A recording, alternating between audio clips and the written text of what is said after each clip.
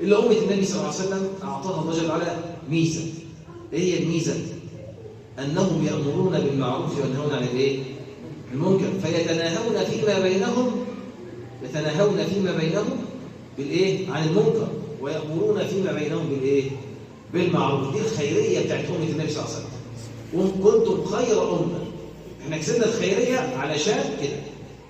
لكن لما تلاقي كل المجتمع فاسد مفسد ومفيش حد بيأمر بالمعروف وينهى عن المنكر، اعرف ان دوت نذير غضب الله جل وعلا على الايه؟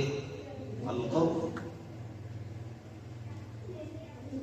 ذلك بما عصوا وكانوا ايه؟ يعتدون. كان عندهم دايما اعتداء، ومن يتعدى حدود الله. كان دايما عندهم اعتداء على حرمات الله جل وعلا.